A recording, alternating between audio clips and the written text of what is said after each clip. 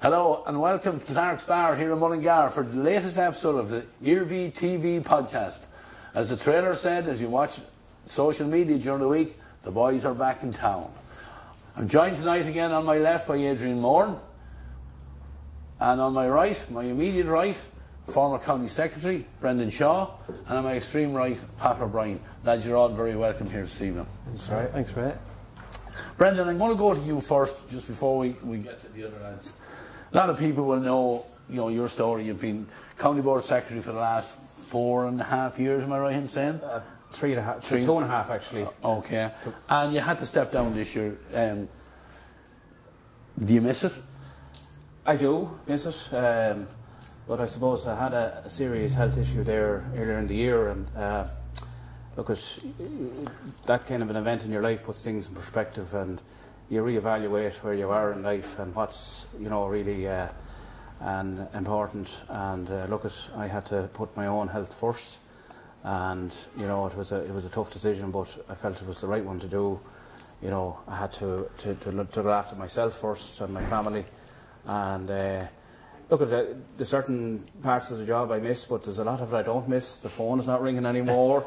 I'm not thinking about things, and there is a huge effort required from a lot of the officers in that volunteer capacity, and it's a massive commitment of time to make. I'm holding down a job as well, and I have a family, and we're in college and stuff. So there's a lot going on in my life, and but I suppose something had to give there, and I just felt that I just had to step away from that role just to concentrate on myself for a while. Look, the GA is in my DNA. It's not. I'm not going to completely disconnect from it. I have been going to a lot of games. My own lads and two girls. They're hurling and camogie in our house, and football. It's a GA house, so I can't avoid it. There's games every night of the week that I could go to, and I do go to them now, and I'm enjoying them, going to the games, and you're switched off, you're concentrating on the game now actually, which is really enjoyable. That I've and I know, maybe Brendan, everyone knows you're from Raharney, and you'd bleed blue and white, but I suppose as County Secretary you had to remain slightly neutral going to some of the games, so now you can just wear your Raharney colours. Yeah, I mean, look, I suppose I started, as you said, as you point out, I have Raharney in my blood. Like I was secretary there in the club for 12 years, and it was a it's very rewarding position there in the club, and Raharney was quite successful over the years, and we had some great days. But look, everything runs its course, and then I moved on to the county. But in the county situation, you have to leave your club at the door. You have to be impartial. You have to be fair and in your dealings with everybody, and that's what I tried to do. I didn't, but you're always getting, you'll do something for Raharney, but you have to push back on that. Like, you wouldn't be doing the job properly if you were being partisan towards your own. Like, I mean, I offered advice to people, about things, injuries, and appeals and stuff like that, but that's just because I knew the rules. The secretary's job is very impartial, and it's really a record, taking records and that kind of thing, and making sure, keeping everything between the ditches, really, But like, Brendan, it must be almost a full-time job, like with the first 6 months of the year in particular, between county and club things going on, fixtures, keeping county teams in order. Once you'd get through 2 weeks after Christmas from convention until January, and then it was just, you're planning for the club championship, the county teams. There's a lot of administration there. You're arranging gear. You're trying to help out the managers as best you can with venues, and look, as we all know, that's been a struggle for many years with a training centre. We haven't got one dedicated for our county teams, and we're relying on the goodwill of clubs. And look, you have to play a little bit of politics with the clubs there at times, just to keep them on side, and a favour here, a favour there. Like, and that's all part of it. Like, and you do have to play the county teams. Like, it's the flagship for the county, and it's look, it requires a fair bit of admin work on that as well, you know. Just for our viewers, anyone that listens in tomorrow morning, we'll be on Spotify. At the moment, we're live on the Iarmhi TV YouTube channel, and we're also live on our Facebook page. So if you come across it, we'll be on every week, I think, for the next 16 weeks or so, discussing all things hurling and football. We're delighted to have these three men here tonight. We will be varying our guests as the year moves on. Brendan, you have to give us a nice little intro into what's going to be our first thing on the agenda here tonight, and we're going to discuss hurling and our search for a new inter-county manager for next year, 2026. Look, I'll throw it out to you guys. This year was, you know, a bad year for Westmeath hurling. I think it's fair to say we totally underachieved. I honestly don't think we're as bad as some of the results shown. We're now going looking for a manager. We've brought up at a county board meeting, and I think it was questioned in regards what, you know, were we looking for in a manager? Do we go outside? Do we go inside? What do you think? Give me your opinions on it. Well, I suppose from my perspective, it's always a daunting task for any committee to go and find a manager, whether it be club or inter-county. So I can well imagine the county board, when they realised that there was a bit of a discontent or whatever with the previous management, and that a new manager was required, it was something that they didn't really need and didn't want, because it is a daunting task to go around, especially at county level. We're not in a great position. We're trading now in Division 3 in hurling, which to us hurling people is beneath our status, but that's because we're proud Westmeath people. It's also maybe a stepping stone for a manager to come in and wipe it, the slate clean, start with young players, groom them into the idea of becoming inter-county players and work his way back up. It won't be easy, because you're playing teams that you would regard as not as strongholds of hurling, but you're playing them at the wrong time of the year, a time of the year that suits them, maybe when the ground is heavier and it's wet and cold and whatever. It's not ideal, but look, we are where we are. There's no point going back over old coals. The bottom line is we have a committee set up in place. The good point I like about the committee, the interview committee, we have two young, vibrant young lads on it that are more, I suppose, closer to players and closer to the scene of hurling within county in the last number of years, namely Cormac Boyle and Ian Corrigan. You know, young Corrigan had been involved with the underage there, and he has been involved with Castletown the last number of years, and Cormac is playing his trade still at his twilight years possibly, but he has been a staunch county player for the last number of years. So they would bring a freshness into an interview committee. It's not easy. Like somebody said to me, what credentials has any of these people to be interviewees? Like, how do they know what to interview? How do they know the questions to ask or whatever? But somebody has to go ahead and do it. You have to have your committee as regards chairman and secretary. It is a county board. It's their, I suppose, house that has to be put in order. They hold the purse strings. They have to make sure, well, that they don't leave it to people that run away with themselves. And you know, it's so. Look at ideally, no matter my scenario would be if we had a manager from inside the county, but we need a top class coach from outside with him, and that's not an easy match. Adrian, your opinion on it before I come back to Brendan now? Yeah, well, look, I probably have an opinion on everything, and that's... Some people would say that. That's why you're here, Adrian. Yeah, look, I suppose I have to be honest about it. Over the last few weeks, I have been approached about the job.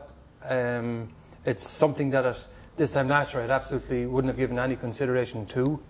I'm after having a season off, and over the last number of days I spoke to a couple of guys, and to put it into perspective, my opinion on it is probably similar to Pat's, and more than what Brendan said about the secretary's job. The manager, a hurling manager now, in my opinion, is an organiser, a kind of a people's person, a politician, and more importantly, I suppose, is the men that's in around him, and women in some cases. It's about putting a structure in place that's going to see probably Westmeath for I think minimum 2 to 3 years of a development, as Pat has said. I think the people that hopefully will be brought in the next couple of weeks that will have a good insight into the underage in Westmeath, and that's one of the opinions that I've given here, as we all know, over the last 12 months. Probably a little bit critical by times, but as we always said, it's for the betterment of Westmeath. We all give our opinions, and that's what it's about. So, to me, it's about the overall plan of the people that's in place. The hurling coach, the physical coach, that has an in-depth knowledge of Westmeath hurling and underage. And what they're actually dealing with, it's a very small pool of players. We haven't heard much about players, we'll say, retiring or walking away, but there is rumours out there. And it's a time to rebuild. And you have to be willing to kind of get down and deal with the games that's ahead of you next winter. They're going to be very tough. I've been in Longford for the last 3 years. I know exactly what you're dealing with in relation to what Pat is talking about. And it's the same as club level here in the county or any other county. When a higher grade team in poor conditions play a lower grade team, you go down to those levels, and they dictate the kind of the level of the game you're playing. Brendan, I want to come back to you on it, because I know you've been involved in a couple of different appointments as such. What's the role of the committee here now? How do they go out to ask people, are you interested? Do you come and talk to us? Do you wait for people to approach you? How does this whole thing work from the inside? It's probably a combination of both. You will have people making speculative inquiries about the job. They'll and then there'll be other people maybe suggesting that you should contact somebody. And generally, what that committee will do is they will shortlist. They're not going to maybe interview everybody. They'll shortlist the candidates they believe are the most suitable or are likely to be the best for the role, and on that basis then they make a judgment on who is the best fit for the county. But what I would say, like having dealt with a few of the inter-county managers over the last few years, the role it's enormous. You're dealing with so many things, but the name is in the name, manager. And it's about management of people. And the buck stops with the manager. The manager has to set the environment, the standards within the group for everybody. And that goes from the kit man to the S&C. The standard, the manager drives that standard. He has to set that and make sure that it's maintained. And that is a key thing, And it takes a lot of discipline to do that. You're managing personalities and individuals. People have all, there's maybe 40 guys on a panel, they all have challenges in their own lives, and you're trying to manage that and get the best out of them. And it's a very special role for somebody to be able to do that, right? You look at Jim McGuinness yesterday for Donegal, you can see that Donegal team, I'm just giving this as an example, how driven they are, but he's driving that. And that's, the manager really has to be kind of nearly an umbrella view of the, I'd agree with Pat, a top-class coach is required. There's no question about that. The coach does the day-to-day stuff, but the manager does the global stuff. And the manager has to coordinate all that. He's to deal with the county board, he's to deal with physios, he has to, if a lad is injured, make sure he gets treated properly. All that there's an awful lot of stuff that people maybe don't realise that the manager is involved with.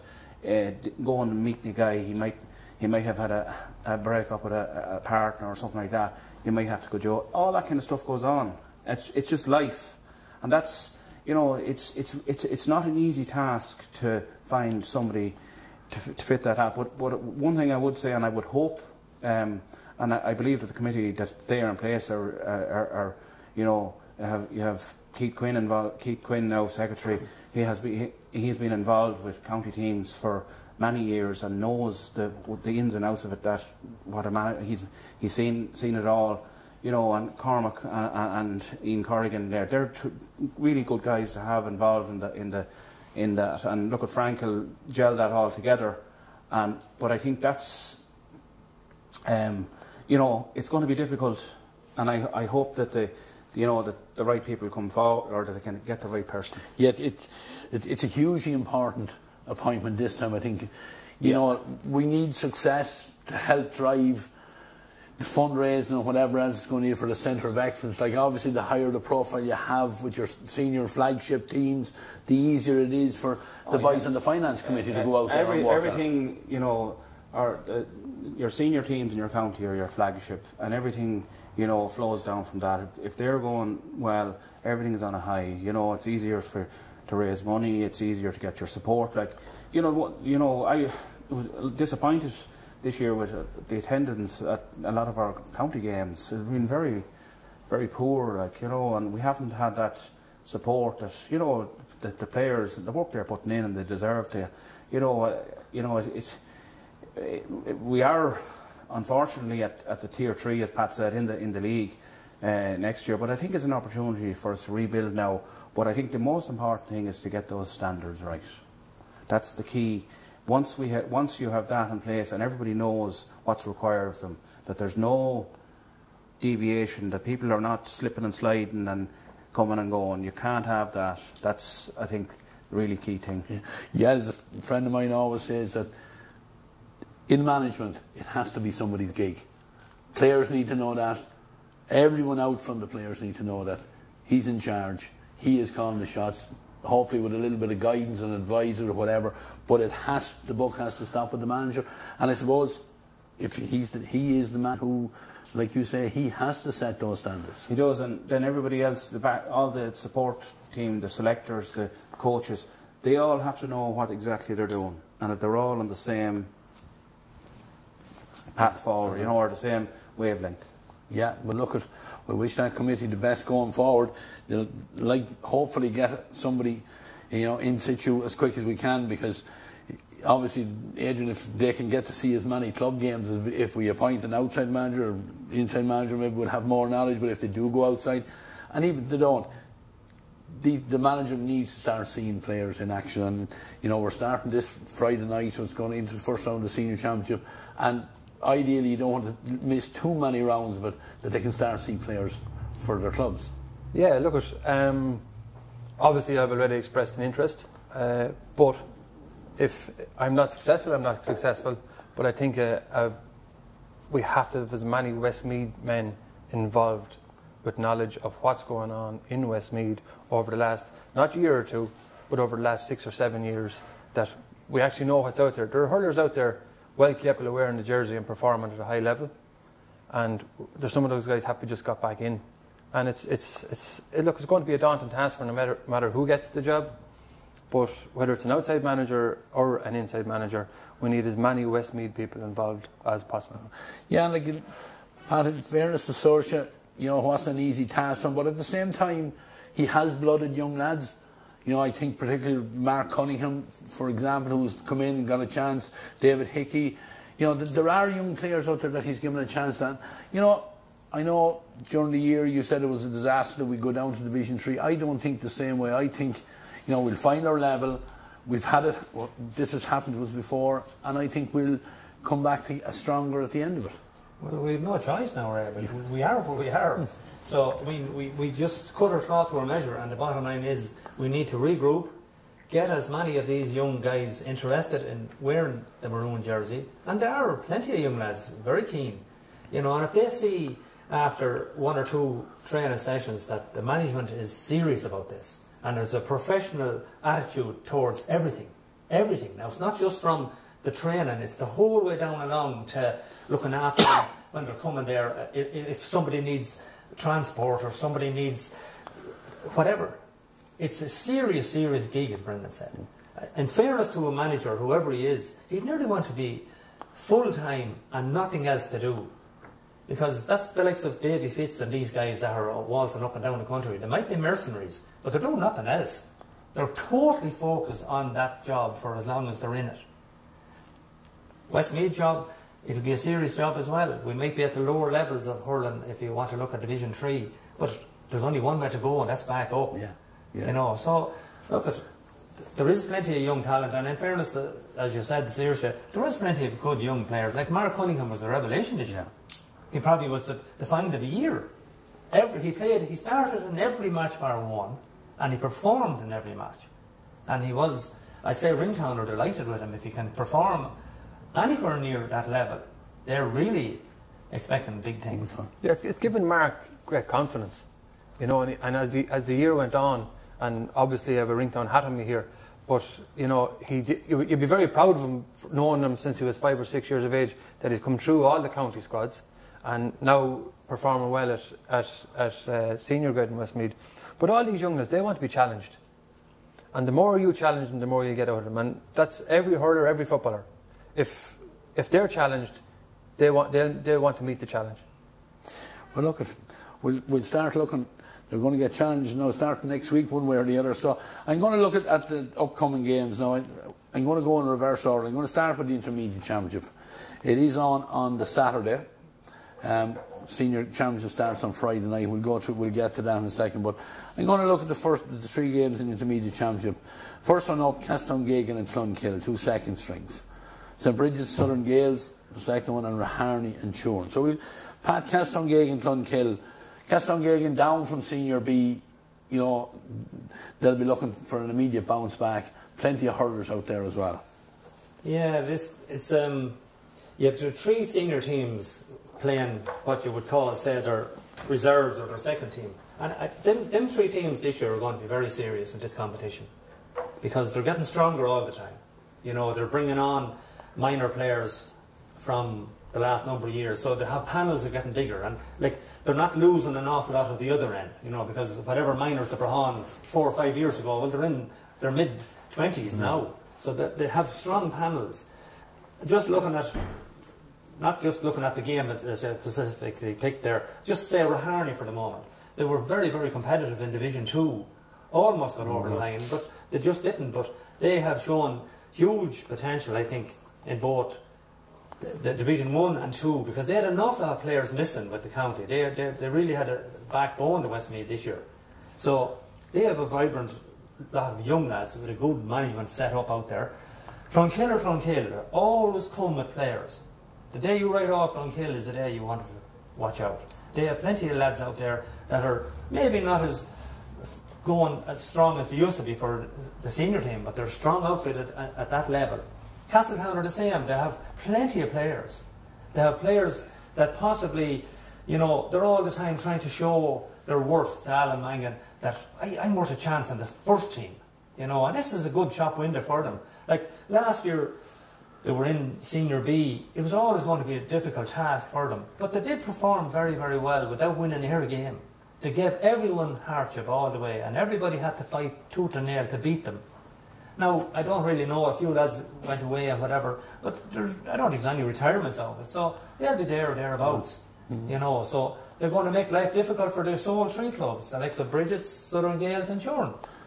So it'll be a very interesting competition. As regards, we honestly don't know until we see the first round in this who's available and not available in the second string teams on the first game.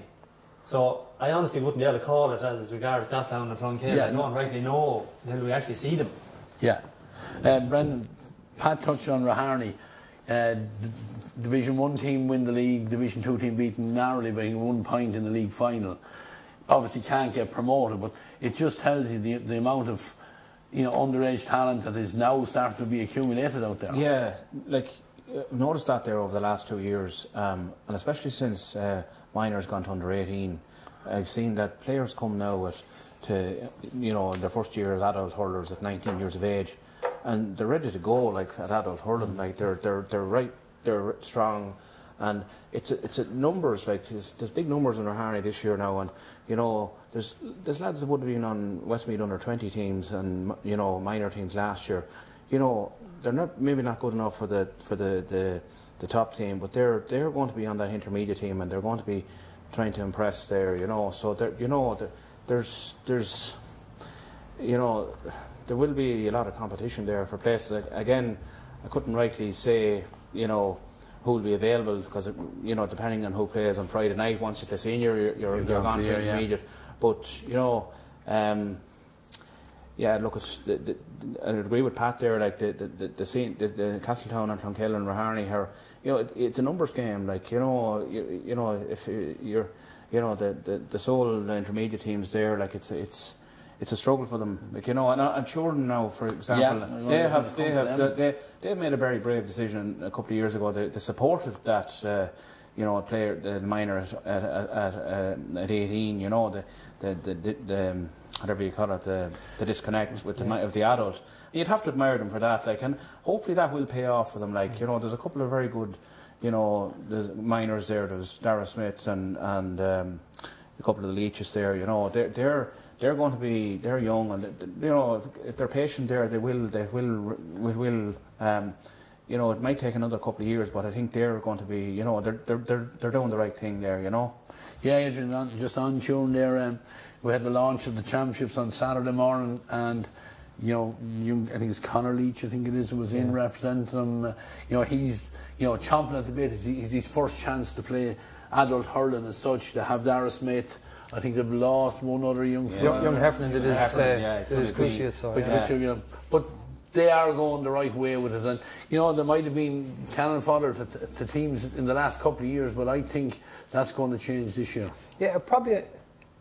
Along with that, unlucky in the last 2 years not to come through a semi-final. Like, now I know young Heffernan, and I'd known from watching him in school and underage.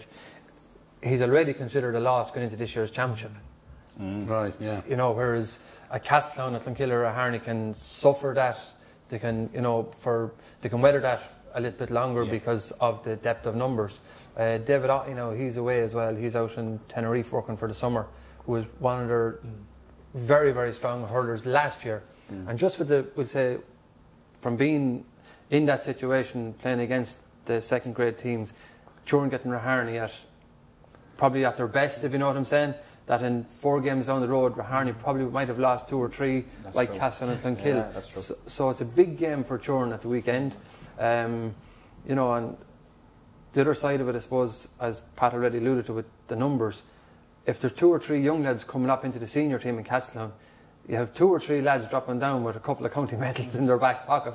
So they might be losing a bit of speed on one side of it at intermediate, but they're gaining experience on the other side of it. And we all watched John McGrath last week, and one of the best full-backs in the country, and Hugh Lawler, and a bit of cuteness and holding up ball and everything, you know. So it's an interesting competition. It's like the Senior B. It's always very, very competitive, you know, and usually comes down to the last round. Yeah, and the difference, now we'll get on to the last 2 teams in a second, but the difference in this one, Brendan, especially, is we have 4 teams going to a semi-final. Yeah, I mean, like, it's, you know, if you win a couple of games, you're nearly in the semi-final, like, you know. So, you know, but like as that intermediate championship moves on, like the senior teams, you're going to there will be a few, you know, it'll be a more even playing field at the end of the competition, you know, let's say round 4, round 5, you know. So, you know, hopefully, you know, I suppose, you know, they'll be hoping to make a semi-final on 2 wins, or you know, the last 4 on 2 wins, but it doesn't always work like that. No. That group can come down to scoring difference, and you know. Iarmhi are strong. Like, Rington just got over to be in the Division 2 league final. Castleton were fairly competitive now in Senior B last year, and will gain another few minors out this year. So it's going to be a very competitive competition again. The other game in that is a repeat of last year's semi-final, St Bridget's and Southern Gales. Now, Southern Gales going into this campaign this year on the back of heavy defeat to them in the final last year from Brownstown. We all remember Brian Gearan scoring a bucket full of goals. So Southern Gales will be hoping to bounce back. You know, and they're working hard down their underage as well. Yeah, and I think it's important for the county that they're, you know, competing in this competition, like, to keep hurling strong and at loan, and you know, keep the interest there. Like, and they have a couple of Keane McCarthy there and Keane Geary. Like, they're good young players, strong players, and one of the Dowds there, Sean Dowd. Like, you know, they're you know, they are capable. I think they just maybe they're slightly intimidated by the teams up this end of the county, and it might be you know, they're well capable of beating any of them teams. I think they just need to believe in themselves a bit more, you know. They play a lot of their games in Ballymore, which I think is no help to them as such. I think they might be better off, you know, instead of going into Cusack Park for a final only, they might be better off if they did travel. I know it's an arrangement that's, you know, to help support them and that, but you know, they might be better off coming up and playing in some of the other venues. I don't know. It's only an opinion. We used to say that last year, that it was a daunting task for them to just turn up at a semi-final, that they seemed to be overawed by it. The occasion used to get them, the pitch, everything. But looking at the whole competition there, and I would think that these 3 senior teams are going to be very strong and they'll have a big say in this competition. I would fear for both St. Bridget's and Southern Gales not making the semi-final. Now, I'm only making a prediction. It's just, I'm looking at it.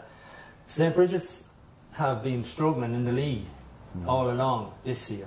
And it's a thing that you can't just change, you know, from your league form straight into championship if it's not going well. You know, I mean, there's great things happening on the ground out in Bridges with getting their own facility and all this coming down the way. That's great. But at the moment, it seems to be at a crossroads as regards moving that little bit step forward. Southern Gales, I know they did seem to, we were saying it was home from home in Ballymore, and you possibly could be right, Ray, that it probably is maybe it's kindness that they don't really need, that they would be better off to come up the country and play their games, maybe get another game out in Cusick Park or St. Lomas or somewhere like that, more of a bigger venue or whatever. Nothing to say anything wrong with Ballymore, you know, but they are the 2 teams that I think are going to have an awful lot of work to do if they're going to make it, because the other 3 senior teams, no matter who they lose or whatever, they're always training with a group of a minimum of 30. And they're training at a higher standard because they're training with the teams that are competing for the Westmeath Examiner Cup. So that level of training is always that little bit stronger. So Turin last year, we were giving them great credit and we're saying they have 1 more year just to hang in there, gain a bit of experience, because the younger players were coming. They had 3 or 4 young lads from 18, 19. Now it's unfortunate that one of the better ones has done an injury and Ray Iarmhi is missing, you know. But they have to believe in themselves that the minimum they can expect is to get to a semi-final. You get to a semi-final, then you're in with a shout. You know, it's just there to be won. Finals look after themselves after that. So I would be, you know, and Bridget's and Southern Gales are traditional, I suppose, long-term intermediate teams, and they really need to be getting out of there. But at the moment, hand on heart, I can't see it this year. I'm back involved helping out with Bridges this year, so we're just keeping our powder dry. That's good. That's all we're doing. I'd like to hear that. And no one would be any happier than.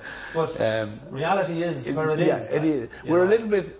We're probably a little bit like what Turin were last year. Right. And that our minor hurling team won Division 2 of the league. Our under 16 hurlers won Division 2 of the league. So from next year, you are exactly correct in that it's a numbers game. Next year, hopefully, we'll be able to bring 4 or 5 more young lads that have played underage hurling. And you know the history, Pat, of, you know, there was no underage for so many years.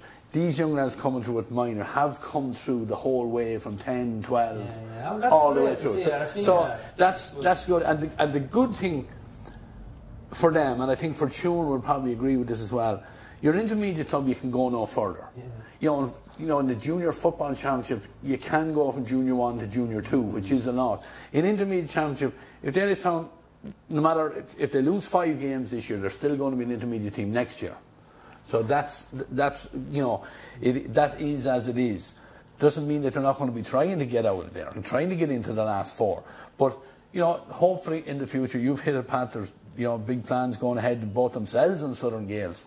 They're probably the last 2 teams in the county that haven't got their own home and making, you know, great strides to get that. Even on that, you know, not having your own home, and we're talking about our own home here in Westmeath for the last number of years and development, and it's no different from a club. Like, it's, you know, when Dalystown move out to Dalystown, or St. Bridget's move out to Dalystown, that will be their home for the next 200 years or whatever goes forward. And no different than Southern Gales. Their own identity, and while you have your crest on your jersey and you have your own colours, they actually have had no home. And, you know, from the northern side of the county, looking at it geographically, they probably have lost a few hurlers to Castletown, Pat, over the last number of years because of the geographics of it. Now, and I'm not getting at anybody or fair, but we'd say they could have even lost hurlers into Mullingar that were out that side, but weren't willing to make that travel over to Rocher Bridge. But like the national school out there alone, even for playing their school games or anything else, that'll be fantastic going forward for them. I was down in Athlone earlier this year. Southern Gales had the official launch of their plans for their new pitch, and like Southern Gales are operating as a one club model now. They're joined up with the Camogie, and they're a fantastically vibrant club. There's they're hugely enthused with the game, and there's great interest there. There's great people there like Kevin Jordan that who are driving that club on there, and it's a credit to them. Like it's because the wind is in their face down there. They're struggling. There's a lot of football clubs in the south of the county, like, and you'd have to admire them, and it'd be a huge boost to them. I felt maybe last year and a couple of years ago they were a little bit naive coming to these games, playing maybe the senior teams like were a bit more streetwise, and maybe a bit more cynicism from them wouldn't go astray. That would be my advice to them. That's looking at Brownstown last year, they just had a bit more street cred. Like they were able to. Southern Gales seem to be a bit startled with that. Now, hopefully, they can overcome that. I think if they can, there's an opportunity from there. Yeah. But it's like Pat and Ray said last year. We would have, when we were intermediate, we'd have considered Southern Gales in Ballymore a home game because they played all their championship matches in Ballymore. But did it actually do them any favours when they did progress? Probably not, because it becomes it's familiarity. And they just got so familiar probably playing in Ballymore, so they were probably better off going to Iarmhi and going to Clonkill and going to other venues to play their championship matches. That's on Saturday evening, 3 games in that competition. Castlongegan and Clonkill is in the Downs at 5 o'clock. St Bridget's and Southern Gales is in Ballymore at 7 o'clock. And the last game, Raharney and Shorn, St Lomans again at 7 o'clock. So, look, at a win for anyone in that, for any 3 teams in that, gets them a head start, it gets them a head-to-head, it gets them up and scoring. So, look, at players have been waiting all year for championship, so it's around the corner. We'll move on to the Senior B Championship. 3 games on Saturday evening as well. Cullion versus Delvin in Cusick Park at 5 o'clock. Brownstown versus Ringtown in Cusick Park at 7 o'clock. And the last game, St Oliver Plunkett's versus Crookedwood in the Downs. Lads, we'll start with the top one, Cullion, Delvin and Cusick Park. If my memory serves me correct, it's a repeat of the first round last year when we had a very, very high scoring game. Yeah, like this is a really serious competition, like, because everybody in that, there's 6 teams in it, they all fancy it. They all think they're good enough to get out of there. But the only thing is, a remark that Adrian said it last year, sometimes a team mightn't just be ready to get out of it.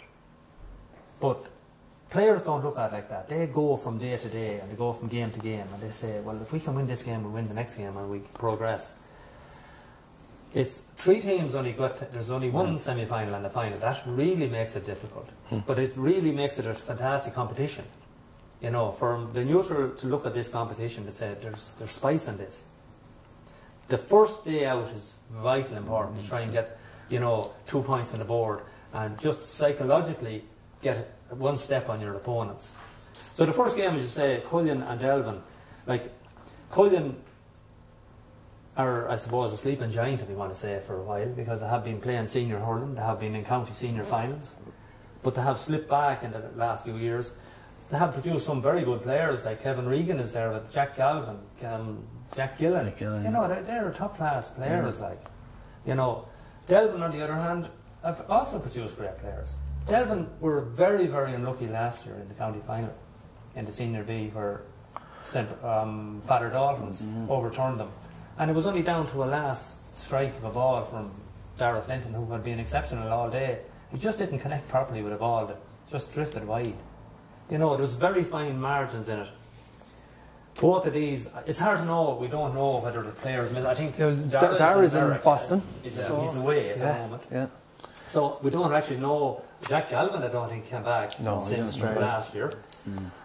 We don't really know who's gone for the summer. Like, there's always a lot of young lads love travelling and go to play and whatever. So, like that, it's an intriguing game.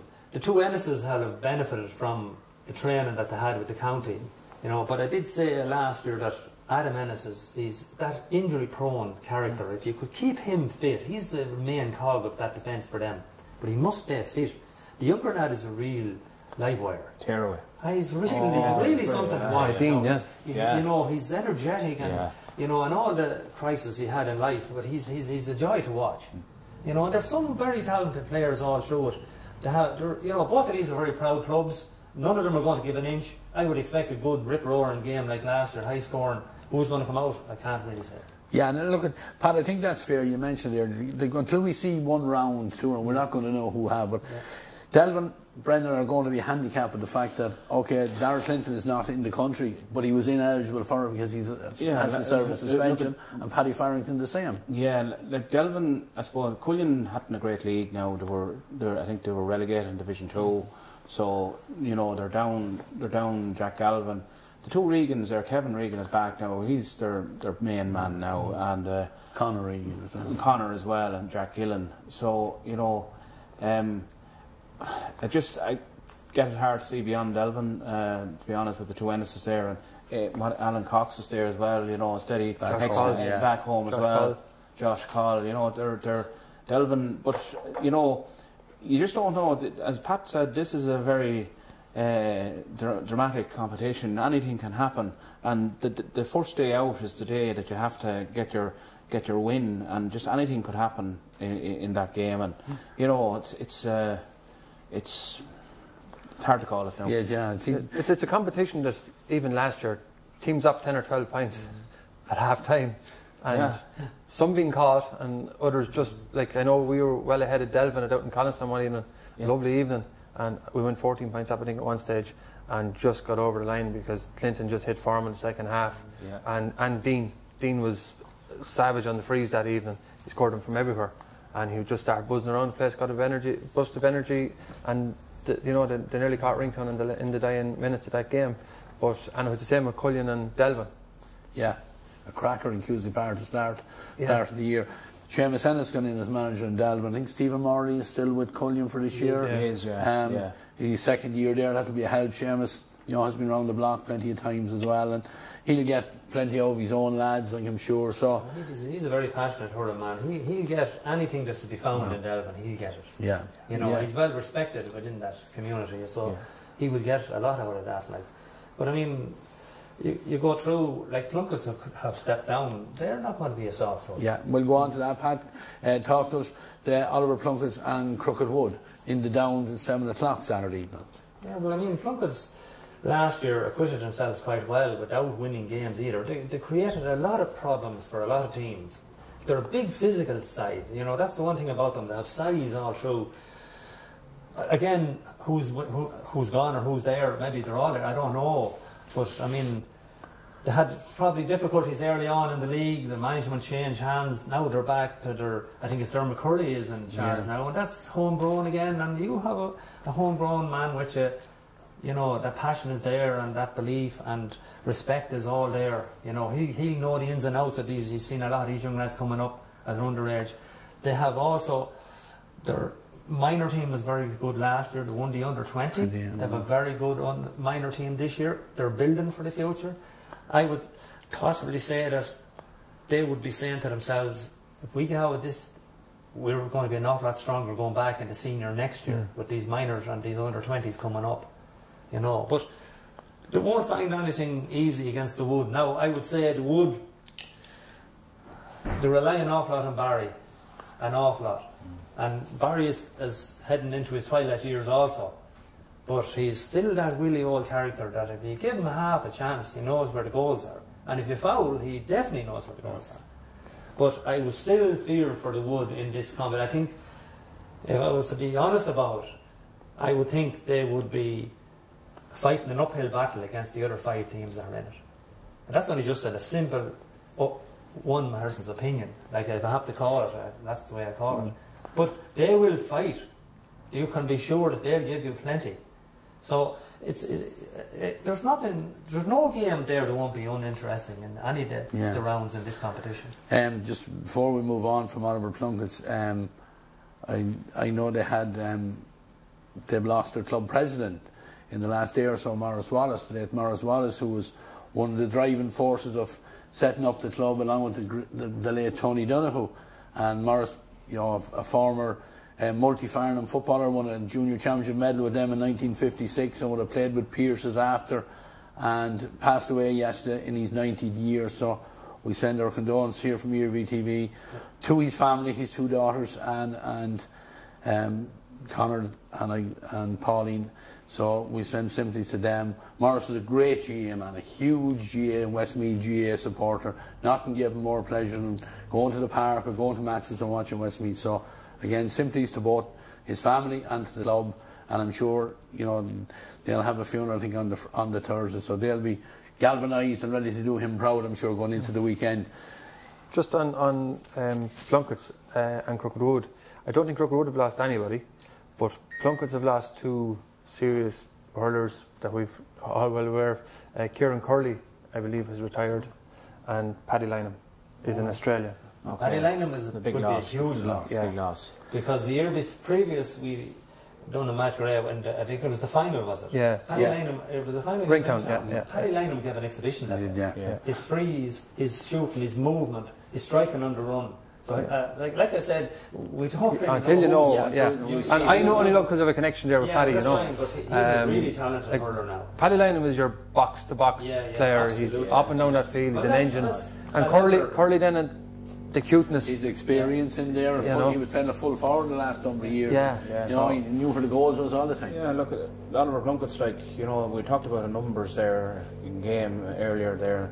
Oliver Plunkett's are a club I feel that are, they're building up their numbers. They're very organised now at underage. They're competitive at under 16 at minor. They won the under 20 last year, so they're pushing the club on. And they've good facilities there now, and they're well organised. They're coming down from the senior A. I think they'll be looking to bounce back this year. They're the team that I would be fancying to win the senior B. To be quite honest, I know some other teams might disagree with that, but I think they're well placed there. And I'd be in agreement with Pat there. Crooked Wood and could struggle this year. It's a numbers game. They're always, but they're always. They give you a mighty fight. They won't lie down under. They'll fight to the death. For them players. So. But I expect Oliver Plunkett's to come through on that one. Now, we haven't yet spoken about the last game in that group this weekend. Saturday is Brownstown and Ringtown. Now again, Ringtown in finals, so near yet so far. Brownstown, Pat mentioned the word sleeping giant, have come back from intermediate, won that competition convincingly last year. They're probably picking, I think from what I hear, they're picking up a few more young lads coming from minor. Brian Gearan is back there. He was at the launch of the championship representing the club on Saturday morning.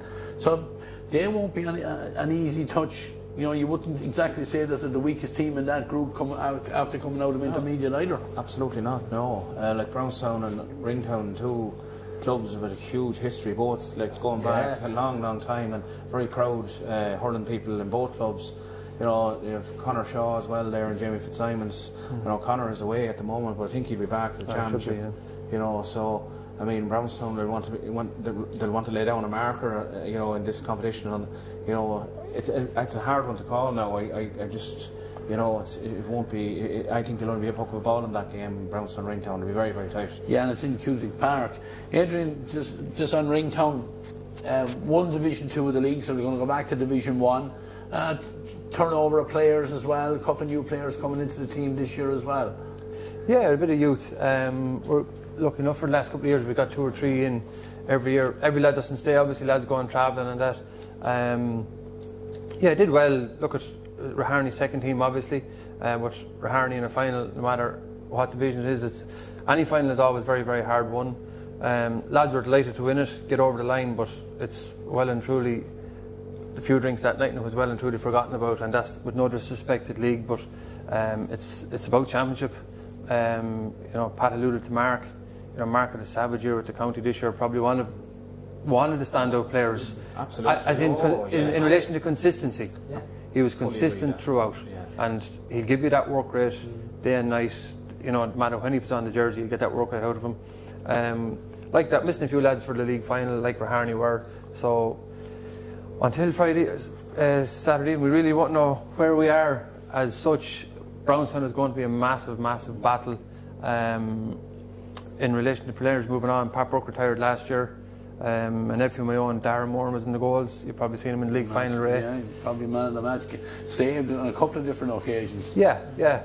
So look, it's a more than the two county lads last year. It's a new position for Dara because he did a little bit maybe in junior matches that coming up over the last couple of years, but it's his first championship campaign, and there's going to be mistakes. That's just how it goes. But he's the new goalie in Ringtown, and you know, that's the way forward. You have to stick with the youth now and move on. Who's actually training Ringtown? Shane Brophy is the manager, and he's a hurling coach in Shane Murphy from Offaly.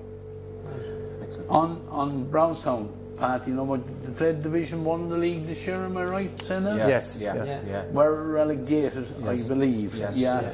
But I mean, that's, you know, you're punching above your weight there going up into that, and I'm sure they'll have learned plenty from that. I'm not familiar who's over them this year or anything like that, but I can't see them making too many changes from last year. Haven't had a good year.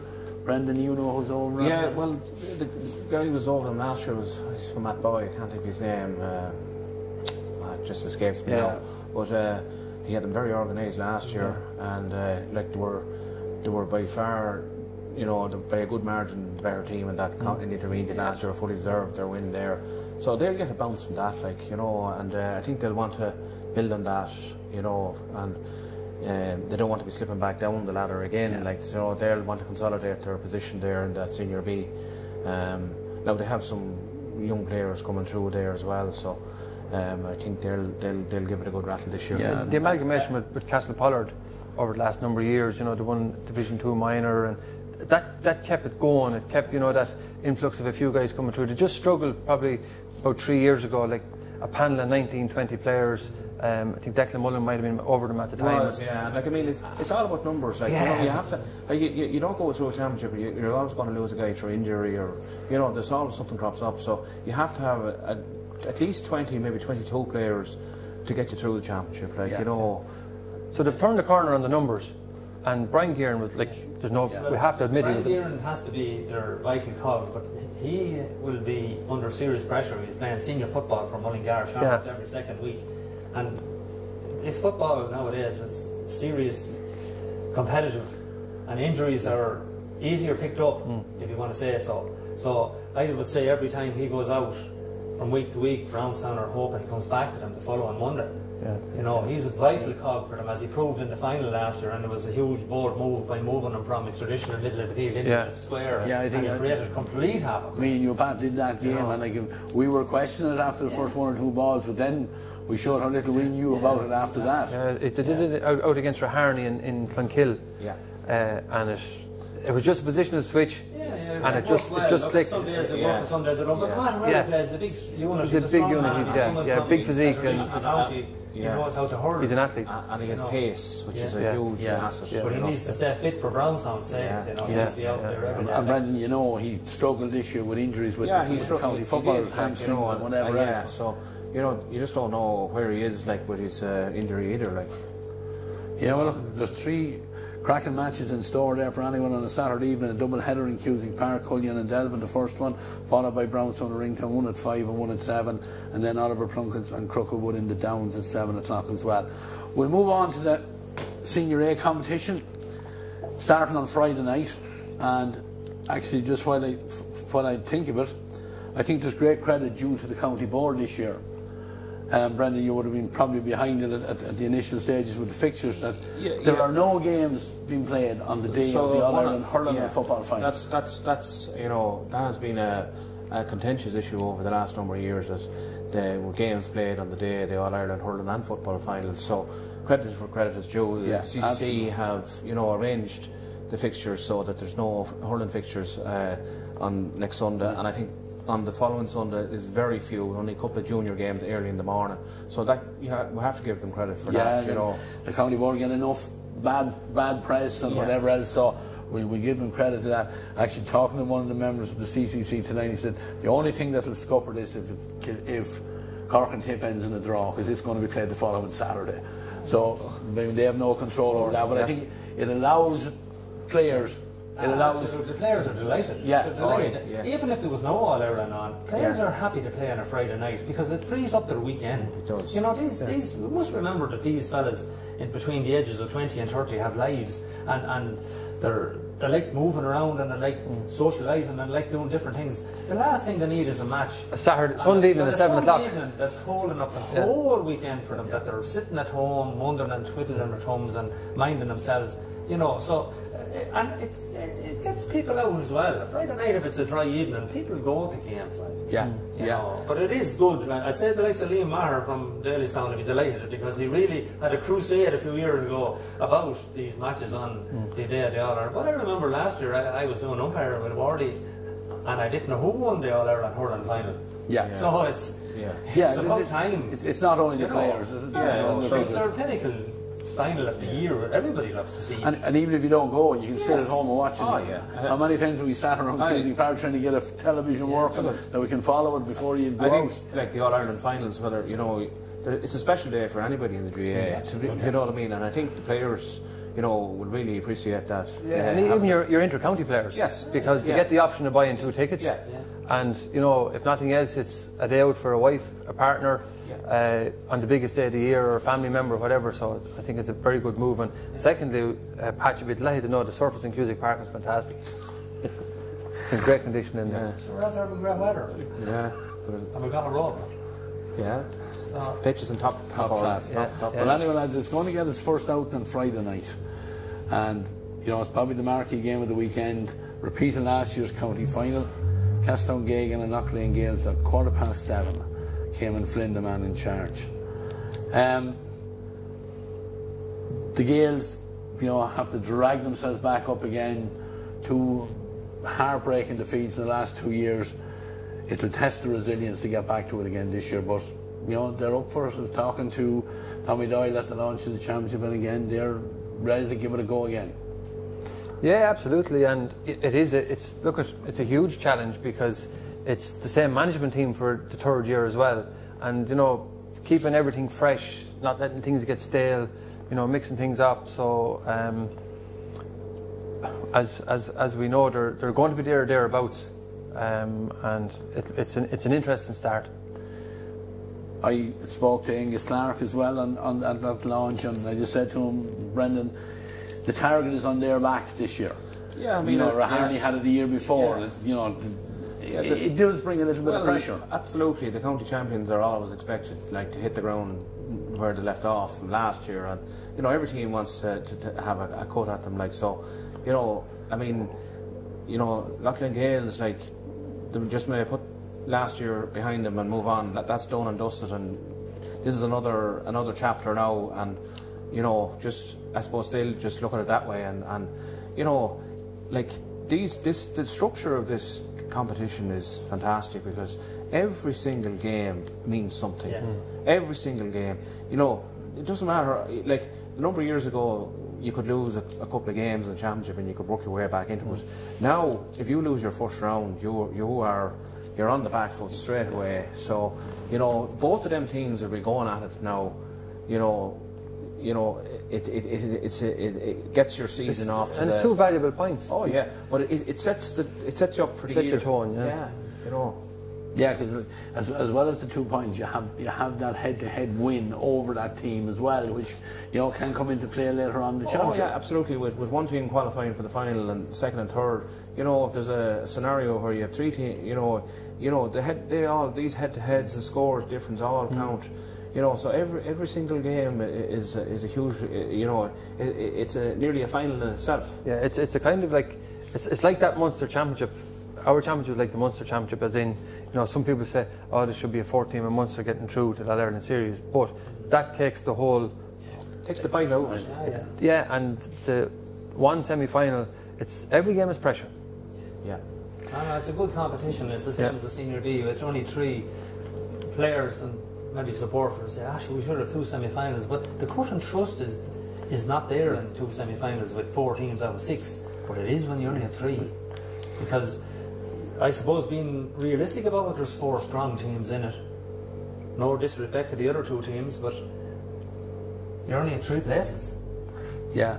You know, I think it's 2 years ago, Pat, I asked the question, could anyone break into that 3? You know, the Gales, you know, can barge their way into it. Have been a breath of fresh air over the last 2 years. I mean, they'll feel aggrieved not to have the over the line, but I personally can tell you that there's no sentiment in hurling. It happens, and it can happen more than once, more than twice. Yeah, yeah. But you get on with it. And all players that played last year will have forgot all about last year. Win, lose or draw, they all want to play this year. And they want to go for what's in front of them, and this is a new competition, and they're mad to hit the ground. They're waiting around for a long time.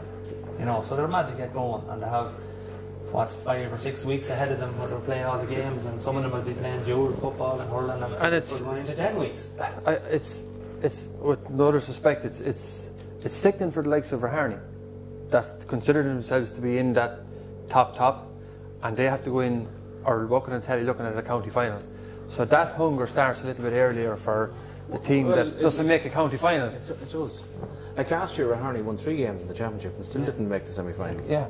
So that's just the beauty of this competition. It's such a fine margin. It's fine, absolutely. We highlighted last year that if Raharney had saved the ball from the 65, they were in the county final. Yeah. And the fact that the ball somehow got into the back of the net, they were out of the competition. So that couldn't, you wouldn't find that in any other county, I think. No. It was such a fine line because it was so competitive. Yeah. But Raharney are kind of a sitting wounded outfit. They're saying, well, that's my point, Pat.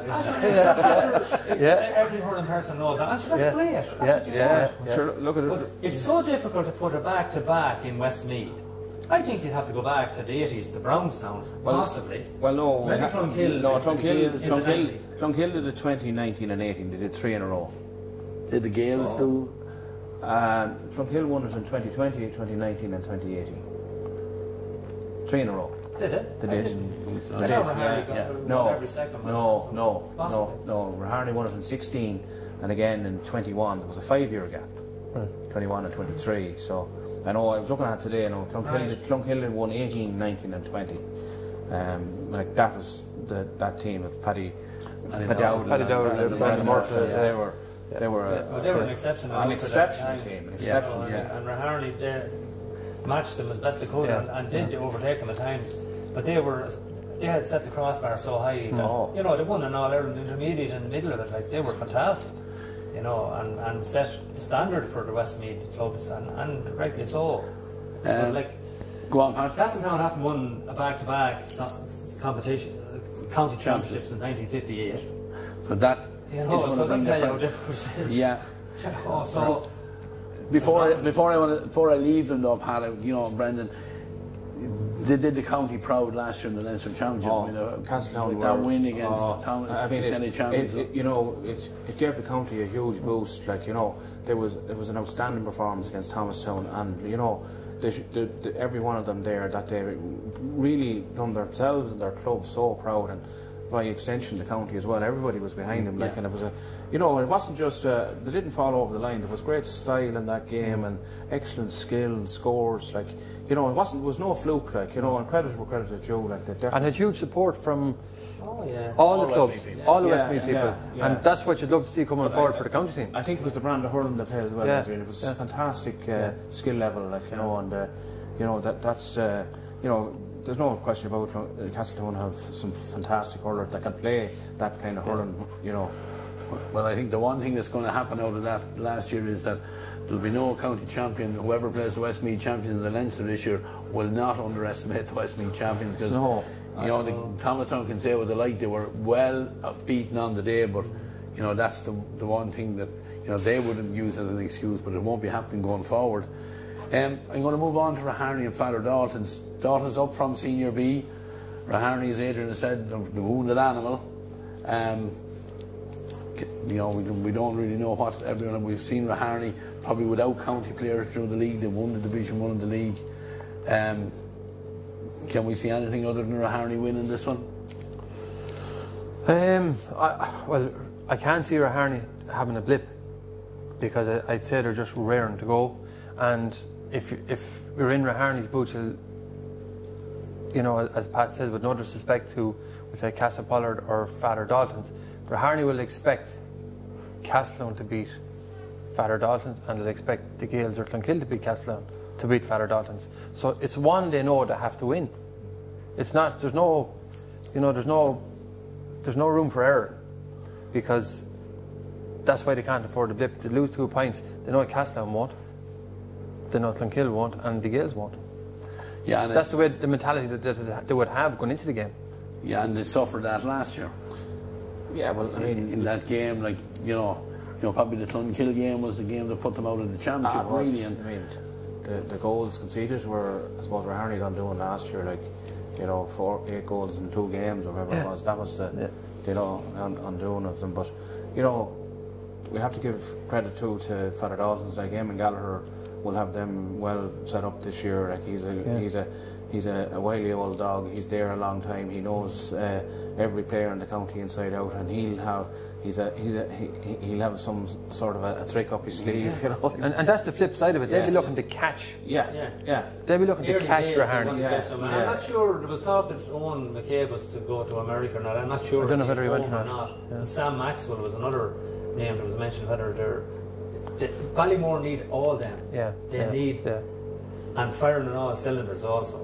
Owen McCabe, when he plays well, is a handful for any defence. Yeah, probably won the Senior B final last year for them. The general perception out there would be that I think it's the 3rd round. Castle Pollard play Father Dalton. Whoever loses that is relegated. But Father Dalton have a different opinion than that, and so will Castle Pollard. But in the general consensus of things, that's kind of the perception that will be out there, talking to the general public. Yeah, and I think we've seen over the last number of years, like, that the team that comes up from Senior B has, struggled to get, and if the team comes up, if they could stay a couple of years, they might consolidate their position. Like, but that's been the pattern over the last few years. We've had that. But the last time Father Dalton's come up, they had a huge tendency to score goals. They were brilliant at scoring goals. 4 or 5 against Castletown. Absolutely, and they got them against everybody. And they gave themselves, they were very creditable, even though they didn't get over the line in the games. But they gave plenty of hardship for, they have a great attitude down there. And Eamon, as you said, is like he knows everything inside out. But at the same time, I would think John Shaw individually is on a mission himself.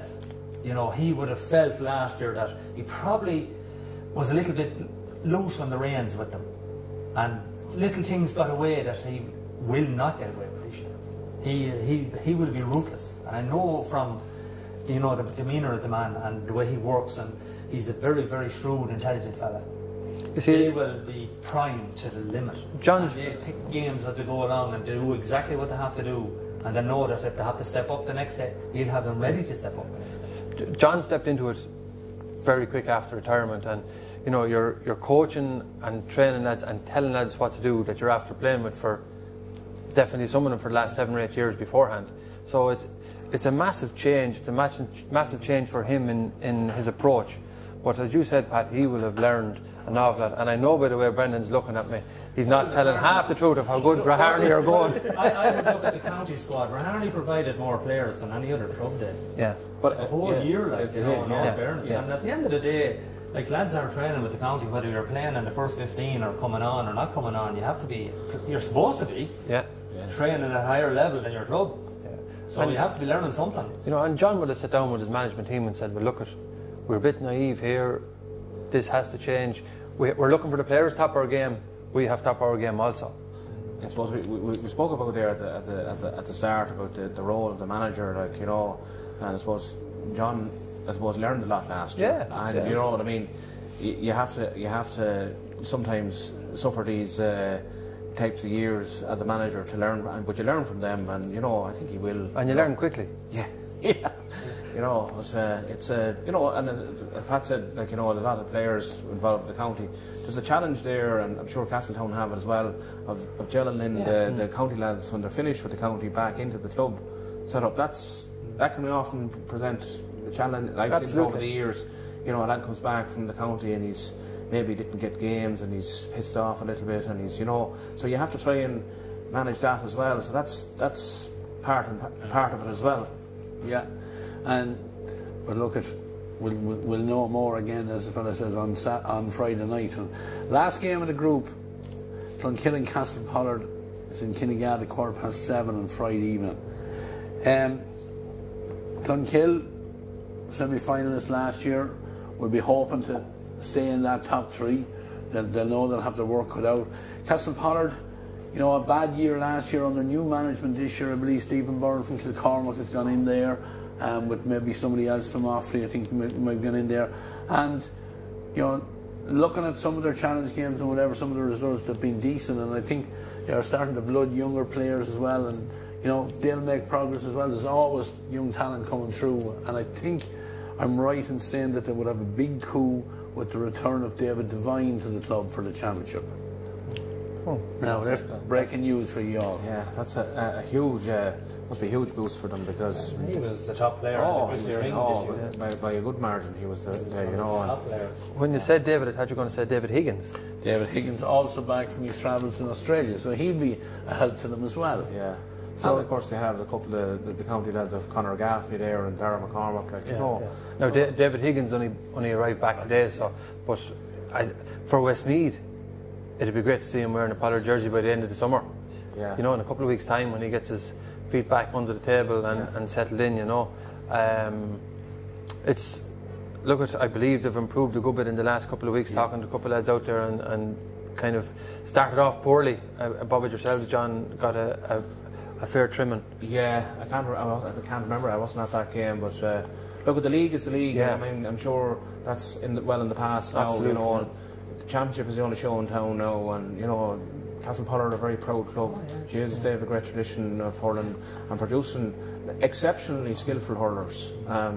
You know, and I would be writing them off at my peril now, because they're a team that, when they're down like that, they'll come with the fire in their belly, and they'll be hard beaten. Yeah, and they'll have looked at the league final with Clonkill and Raharn in it, and it was, you know, it wasn't anyway spectacular or anything like that, and they'll say, well, look, that's a target for us. Their best performance in the league actually was against Clonkill out in Clonkill home pitch, and the paper Examiner topic went with them and said that they got stuck in. Yeah. That's typical. They got stuck in. They'll hurt. Yeah. You know, and on the likes of David Higgins, Higgins is a fantastic underage hurler. Yeah. You know, and he's a big lad, and he's great skill. Like, it depends if he gets back into where he has been. Go back, yeah. He's been away a good few years. He's 2 years, yeah. He's a revelation for London this year. Every game they played, he was top scorer. Yeah, he's probably man of the match in Croke Park, to be honest. Oh, yeah. Christy Ring was. Yeah, goal and. Even aside from that, he was playing corner forward out a bit, but his work rate was I have to say, was excellent. I was up at it, and hook and block, and you know, he really got involved. Scored a fantastic goal. Just his skill, and that's the bottom line. And as Pat says, the work rate is always there, and Pollard, that tenacity is always there. Darragh there, it depends on whether his rugby is finished up now or not. Like, it was a hindrance and fairness to him for the county. You know, because he was playing on a Saturday, maybe we were playing on the Sunday, whatever, and he had to commit to the rugby as part of his scholarship or whatever. But I mean, the skill level that man has is fantastic. Some of the skills he gave last year. He's a serious unit, like. At club level, like, he's hard to handle, like, when he gets going. But Clonkill, like, you know, they're always in the shake-up, like, you know, they're, you know, Luke Loughlin there, and you have Patrick Scally had a fantastic year last year. Great, he had a super year last year. I know Darragh Egerton is a big loss now this year, but Darragh, he'll be there in the thick of it with them, and he's a great guy, you know, a real leader, you know, for county and club, and he will be, even though he'll be pucking every ball, I know he will, with you know, he's a very inspirational character. Anybody that's got Darragh in to do, say, at underage, help them out, or county level, are really impressed with him. Like, you know, he has a great future, I'd say, when he finishes up as regards coaching teams with that, you know. But he is that inspirational character. Yeah, we hope that's a long way down the line for him. He has ambitions to be back later on in the championship. Actually, I was going to say that, Pat, and if Clonkill make the last three, I wouldn't be one bit surprised to see him. He will be working extremely hard to do his best. Now, it's a difficult injury to come back within the 12 months. You know, the one fear you would have that you could do something damage to it, and that would set you back big time. But he's working extremely hard to get back. He'll be doing everything in his power to be back. But as I often said last year, you never have Clonkill beat until the whistle is finished and you look up at the board. You know, they're like the old Meath team. You never know when you have them back. And it has to be the right score on the board. You understand what I mean? Yeah, no, definitely so. But look, lads, it's an intriguing championship. There's 3 great championships there. We can't say for certain that anyone is going to win or who's going to win it. Iarmhi TV, we're back live on Friday evening. Castletowngeoghegan and Loughlane Gales from Cusack Park. Just received word about that. €12 for the game, but for anyone who wants to buy a season pass, €180. And viewers out there, listeners out there, last season, for the season pass, we streamed 69 games throughout that season. So 69 games for €1, €180 will average out at €2.60 per game. So it's great value. If you're away, if you're out of country, wherever you are, pay your money, get to see every one of the games. All these guys will be on co-coms or on comms as the year goes on, football and hurling. We'll be bringing games every weekend live to our viewers out there. So big plug for Iarmhi TV, lads. You know, sign up.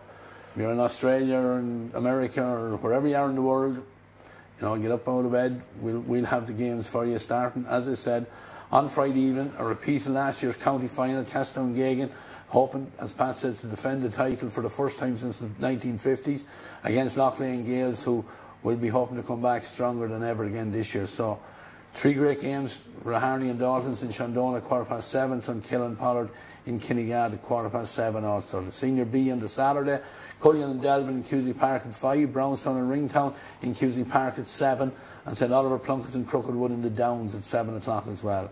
The Intermediate Championship again starting on the Saturday, Castletowngeoghegan and Clonkill in the Downs at 5, St Bridget's and Southern Gaines and Ballymore at 7 o'clock, and Raharney and Turin and St Lomans at 7 o'clock. 9 quality games for spectators to go and watch. Follow your club, get out there and go to the games. Hopefully the weather is back with the sun shining again, and we look forward to that. Lads, we're going to finish up. Brian has something to say. Well, just as a hurling community, we're a small community. We have about 14 or 15 clubs. And if you break down all, we're not going through all the 3 competitions. There's actually quality in every one of them competitions. There isn't one team out there that's going to roll over. They're all going to give it their best. And there are very good entertaining games in all of them. And I would suggest to people, you know, support your own club. And when you get to a stage then that your club is maybe not making it, continue on and see the games, because like it's a great game.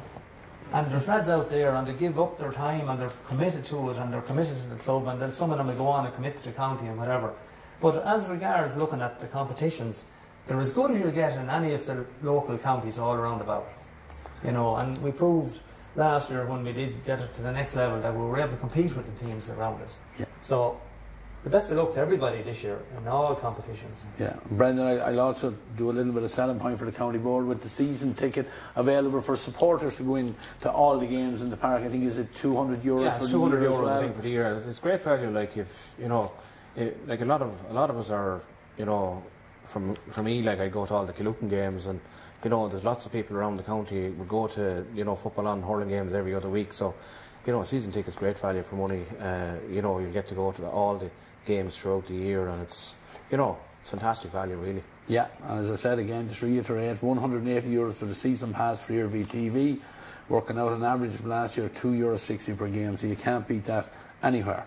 So look, I want to thank the 3 lads for joining us here. It's our first podcast looking at the championships for 2025. We'll be back every Monday night here from Clark's Bar, either reviewing or previewing hurling and football. I think we start this weekend with a hurling weekend, and we follow on then with 2 football weekends, and then it'll be every week about. So again, huge anticipation for all the championships, with a great launch on Saturday morning last, with representatives from every club in with the sponsors and whatever for the championships for 2025. I think it's 16 weeks we'll have before we'll know who our champions are going to be, lads. So join us next week for the podcast. And for now, from Ray Gavin, I'm going to say good night.